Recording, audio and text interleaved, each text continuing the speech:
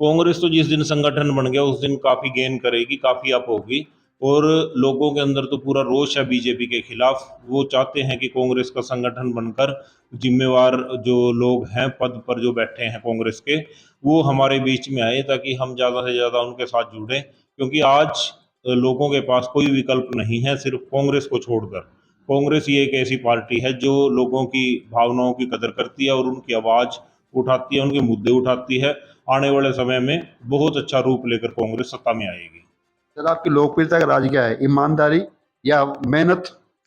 देखिए भामरी जी, आपने अलग ही तरह का क्वेश्चन पूछ लिया। ये तो लोगों की बात थी। देखिए हमारे परिवार से हमारे ताऊ जी, हमारे पिताजी, मैं, मेरा छोटा भाई, मेरी धर्मपत्नी राजनीति में रहे हैं। और लोगों की दुआओं से, लोगों के साथ से आज तक ऐसा नहीं हुआ भी परिवार में से कोई इलेक्शन हारे हों। जितने भी इलेक्शन लड़े हैं सभी जीते हैं। हमारे ताऊ जी जिला परिषद मेंबर रहे, ब्लॉक समिति के चेयरमैन रहे, मेंबर भी रहे ब्लॉक समिति के। मेरे पिताजी कई साल सरपंच रहे, लगातार ब्लॉक समिति के मेंबर रहे। अब उसी तरह उन्हीं के आशीर्वाद से हमारे परिवार वालों ने सिर्फ एक ही बात बताई हुई है कि अपनी ईमानदारी को कभी ना छोड़े।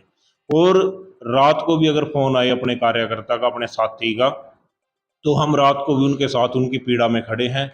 चाहे किसी भी तरह का काम हो, उनके साथ बिल्कुल खड़े हैं। सभी काम नहीं होते, लेकिन हमारी ये कोशिश रहती है, मैं या मेरा छोटा भाई भी, लोगों के ज़्यादा से ज़्यादा काम करवाने हैं। किसी भी तरह का काम हो, हम बिल्कुल फ़ोन खुले रहते हैं हमारे। किसी भी समय चेक कर लीजिए, जब भी फ़ोन आएगा हम उनके बीच में खड़े मिलते हैं। कभी किसी को इग्नोर नहीं किया। किसी ने भी अगर अपने दुख सुख में शामिल होने का मौका दिया तो हम सबसे पहले उनके दुख सुख में शामिल हुए।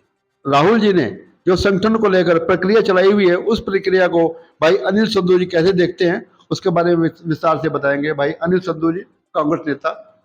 जी सर। सबसे पहले राष्ट्रीय कदम टीम यहाँ पर आई है, इनका हार्दिक स्वागत करता हूँ और सभी दर्शकों का भी स्वागत करता हूँ जो ये चैनल देख रहे हैं। जो आपने बताया कि राहुल गांधी जी जो संगठन की तैयारी कर रहे हैं उसको कैसे देखते हैं। हमारे आदरणीय श्री राहुल गांधी जी जो राष्ट्रीय नेता हैं, उन्होंने हरियाणा के संगठन बनाने के ऊपर जो कदम उठाया है वो बहुत ही सराहनीय है। और उन्होंने जो अभी मीटिंग ली थी चंडीगढ़ में, जो उन्होंने अपने अनुभव साझा किए और जिस तरह से हरियाणा के अंदर उन्होंने बोला है कि भी किसी भी नेता की पर्ची से संगठन नहीं बनेगा, जो फील्ड के अंदर काम करने वाले कार्यकर्ता हैं उन्हीं से संगठन बनेगा। इससे सभी कार्यकर्ताओं के अंदर पूरा जोश है। और जो नीचे काम करने वाले कार्यकर्ता हैं उनकी तो आज बल्ले बल्ले है। उनको ये पता है कि अब पर्ची से संगठन नहीं बनेगा, काम करने वाले की ही कदर होगी। जिस प्रकार राहुल जी ने निर्णय लिया है कि युवा साथियों को आगे मौका मिले ताकि 20 साल तक उनकी सेवाएं ली जा सकें, तो ये उम्र का जो पैमाना रखा है ये भी अपने आप में उचित ही है।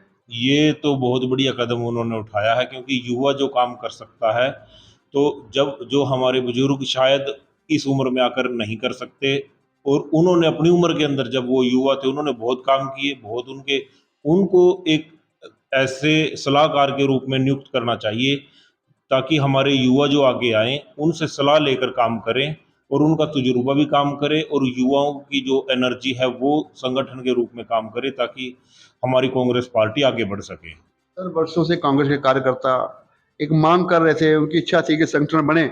इस समय संगठन बन रहा है तो कार्यकर्ताओं में किस प्रकार का जोश देख रहे हैं आप?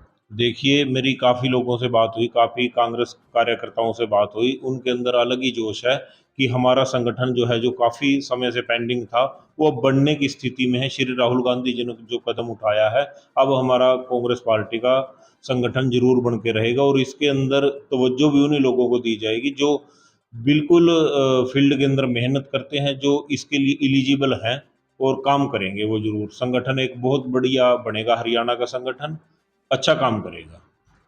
अनिल संधू जी, बात करते हैं विपक्ष की। भाजपा कार्यकर्ता गांव गांव जाकर प्रचार करने में लगे हुए हैं कि 11 साल में मोदी जी ने बड़े अभूतपूर्व कार्य किए हैं। उनकी इस बात को आप कैसे देखते हैं?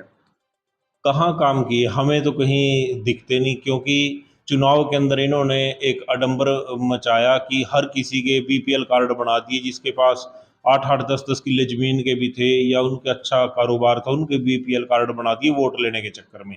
अब सबके उड़ा दिया। अब ऐसे लोगों के बीपीएल उड़ा दिए जिनके पास बहुत गरीब हैं, कैंसर के पेशेंट हैं, घर पे कड़ियाँ टूटी हुई हैं, मकान उनके पास नहीं, विडो लेडी है, उनके भी बीपीएल उड़ा दिए, उनको अनाज नहीं मिलता। अब इनसे पूरा तो उनका पटता नहीं। अब सबके बीपीएल उड़ा दिए। हॉस्पिटल के अंदर आप डॉक्टर देखो, डॉक्टर ने किसी भी आप डिपार्टमेंट में चले जाओ, बिना रिश्वत के काम नहीं होता। जब ये शुरू में आए थे, इन्होंने एक ही नारा दिया था भी, हम 1 रुपया भी रिश्वत का नहीं चलाएंगे। आज कहीं भी किसी भी महकमे में जाकर देख लो, कहीं पर भी कोई बिना रिश्वत के काम नहीं होता। इन्होंने 15 जून तक सड़कों के खड्डे बंद करने का काम बोला था, लेकिन आज सड़कें टूटी पड़ी हैं, कहीं भ्रष्टाचारी चरम सीमा पे है। अपनी नगर पालिका में देख लो कितना बुरा हाल है, यहाँ पर कोई सफाई नहीं, कोई कुछ नहीं, गरीब आदमी की तो कोई सुनता ही नहीं।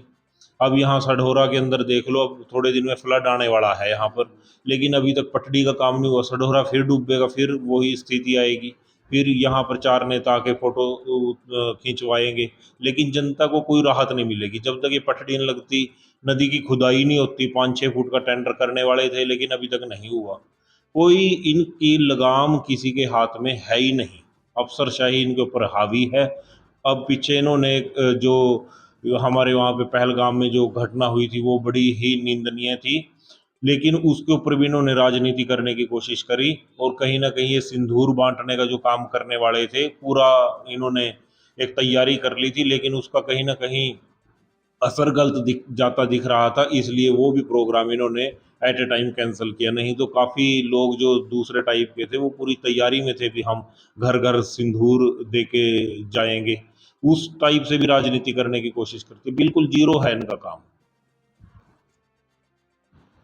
एक मेरा सवाल आपकी विधानसभा से, देखो आपकी विधानसभा से कांग्रेस विधायक बनी है, ऐसा तो नहीं है कि जो नायब सैनी सरकार है वो कांग्रेस विधायक होने के कारण यहाँ की जनता से भी भेदभाव बरत रही है? नहीं, ऐसी बात नहीं है, कांग्रेस विधायक अपना काम कर रही है। देखो सरकार है नहीं, लेकिन जितना काम चलो विपक्ष को करना चाहिए, उससे बेहतरीन कार्य अगर सरकार होती तो कुछ और बात होती। लेकिन श्री नायब सैनी जी को चाहिए, क्योंकि हरियाणा के मुख्यमंत्री है वो, ना कि किसी एक विधानसभा के, या जहाँ पर बीजेपी जीती हुई है उन विधानसभाओं के। उनको चाहिए कि बराबर विकास करवाए सभी विधानसभाओं में, क्योंकि वो पूरे हरियाणा के 90 विधानसभाओं के मुख्यमंत्री है। और जो भी ग्रांट है या विकास कार्य हैं, वो किसी भी विधानसभा की अनदेखी ना करें, सभी में बराबर विकास कार्य करवाएं, ताकि पूरे हरियाणा को एक अच्छी गति मिल सके। मैं देखता हूँ चाहे जिला परिषद है, चाहे ब्लॉक समिति है, चाहे वो सरपंच है, पंचायतों में निराश पंचायतें नजर आ रही हैं सर। जो कांग्रेस के कार्यकाल में पंचायतों को सुविधाएं मिलती थी, उसमें कितना अंतर देखते हैं सर आप? आज देखिए, पिछले लगभग 3 प्लान से हम पंचायती राज में हैं। अब की बार श्री नायब सैनी जी के बनने के बाद जो पंचायतें, सरपंच, ब्लॉक समिति, जिला परिषद निराश हैं, आज तक कभी भी नहीं हुए। इनके समय में कोई ग्रांट पंचायती राज में नहीं आई। सिर्फ जो एफएफसी वगैरह की जो स्कीमें हैं, स्टेट फाइनेंस की, सिर्फ वही स्कीमें तो रेगुलर आती हैं सेंट्रल गवर्नमेंट की तरफ से। लेकिन इन्होंने अपनी तरफ से एक भी प्रोजेक्ट, कोई किसी भी पंचायत में कोई 10 लाख का हाल या 20 लाख का हाल या कोई ऐसा कार्य इन्होंने सैंक्शन नहीं किया जिसमें सरपंच खुश हो सके, ताकि उनके समय में काम हो सके। कोई मनरेगा अब जीरो कर दी, बिल्कुल मनरेगा में कोई बजट नहीं। दूसरी जो स्कीमें हैं, पहले एचआरडीएफ में काफ़ी काम आते थे, लेकिन एचआरडीएफ में अभी तक कोई काम नहीं, बिल्कुल जीरो कर दिया। डिस्ट्रिक्ट प्लान काफ़ी अच्छा स्ट्रॉन्ग था, अब डिस्ट्रिक्ट प्लान का भी बजट काफ़ी घटा के कम कर दिया। कोई इनके समय में डेवलपमेंट तो बिल्कुल जीरो के बराबर है।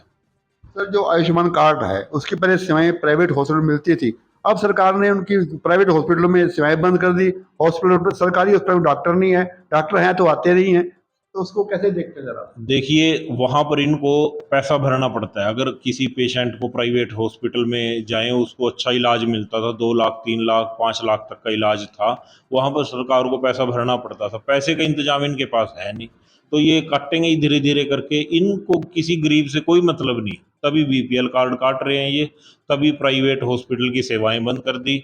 इनको किसी से कोई साहूकार नहीं, इनको तो सिर्फ अंबानी अंडानी से मतलब है कि उनकी जेब कैसे भरे ताकि अपना भी हिस्सा मिल सके। गरीब से कोई इनकी हमदर्दी किसी तरह की नहीं है। अनिल संधू जी, आपके पिछले अनुभव को देखते हुए, आपके लोगों को देखते हुए, यहाँ के साथी कार्यकर्ता आपको ये अपना जमनगर जिले से आपको जिला अध्यक्ष के तौर पर देखते हैं, क्या उनकी भावनाओं के कैसे कदर करते हैं जरा? देखिए भामरी जी, वैसे तो मैंने आज तक किसी को नहीं बोला कि मैं जिला अध्यक्ष के लिए दावेदारी करता हूँ, और ना मैंने कभी फॉर्म भरा, ना मैंने किसी को अपनी पर्सनली अप्रोच करी। लेकिन पार्टी जो भी जिम्मेवारी जिसको भी देगी, मुझे दे या किसी दूसरे भाई को दे, वो बखूबी निभाएगा। हम तो कांग्रेस पार्टी के कार्यकर्ता हैं, जिम्मेवारी दे या बिना जिम्मेवारी के रहे उसी तरह से काम करेंगे जिस तरह से हमने पिछले कई सालों से करते आए हैं। पिछले विधानसभा में जनता तो सरकार कांग्रेस की बनाने को तैयार थी, लेकिन क्या कारणवश कांग्रेस सरकार नहीं बन पाई? संगठन की कमी थी। अब संगठन बनने के बाद कांग्रेस की स्थिति कैसी रहेगी सर आगामी? कांग्रेस तो जिस दिन संगठन बन गया उस दिन काफी गेन करेगी, काफी अप होगी।